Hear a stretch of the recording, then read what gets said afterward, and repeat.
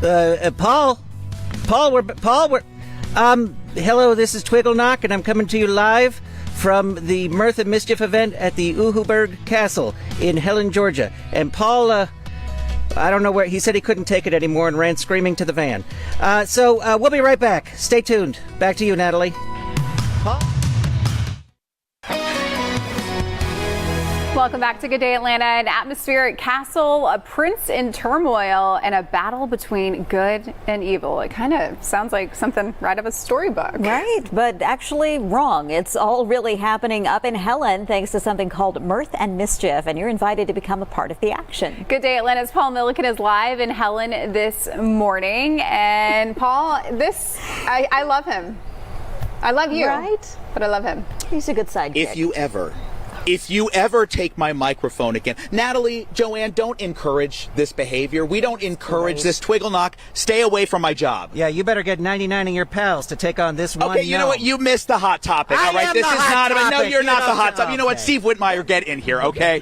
We are live in Helen, hanging out with the legendary director of puppetry here, the great Steve Whitmire, and Twigglenock as well. Good to see you. Thank you. I'm glad to be here. Yeah. So Mirth and Mischief is basically this big, live, immersive theatrical show. People walk through, they are swept up into a story. What role do the puppets play here? Well, they are sort of the inhabitants of the castle ground. There's a whole story going on here that people will be immersed in when they're here. Yeah. But these guys, like, Twigglenock is like the last of the gnomes.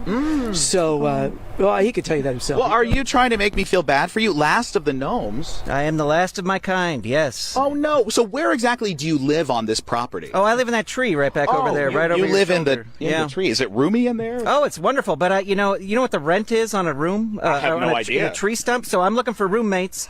If anybody out there, anyone watching, how fun was it to start from scratch and design characters to fit this world? Well, it was excellent. I came up here with Kelly, who originated this whole concept, and we've actually been talking about it for decades, I think.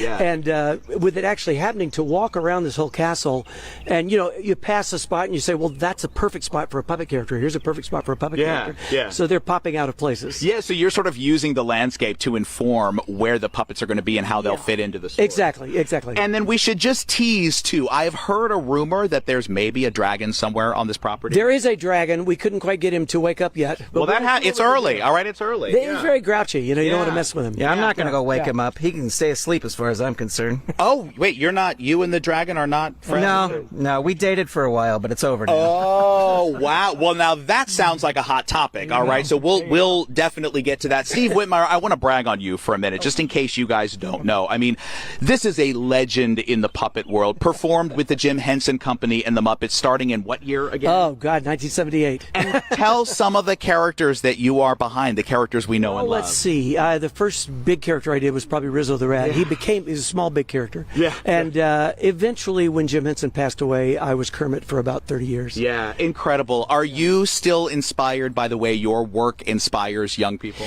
Yeah, I think so. And I do Comic-Cons and events like that these days, and it's always nice to meet those fans and really get a feel for how much it means to them and the generations in their family. Yeah, for people out there that want to get into that world, that see puppetry and think, I would love to do that. What is your advice? Run the other way. There you go. That's what we tell young journalists and young gnomes. No, actually, you know what? I always encourage people to forget about the idea of working with the Muppets or something like that and just do it because you love it. Yeah. Find it as a passion. If you have to have a day job, have one. But if you like puppetry, get a decent puppet and do it. Yeah, okay. By the way, Twigglenock is not a puppet. He's real. No, well, I know that. You're not. You're the last. I hate puppets. I cannot stand puppets. Well, wait a minute. Why do you hate puppets, though? They're creepy. The way their eyes look. Yeah, I know. I think we all agree. You know what, Twigglenock? Here's the thing. So you've been speaking to Natalie back there. Now Joanne is also back there. Joanne, of course, our morning meteorologist. We all know Joanne. Any comments about the weather lately? Anything you'd like to air out with her? Yeah, Joanne, if you could make it more humid, that would be fantastic. Just not enough. You know what? Yeah. I can probably do that. What does the humidity do to your beard?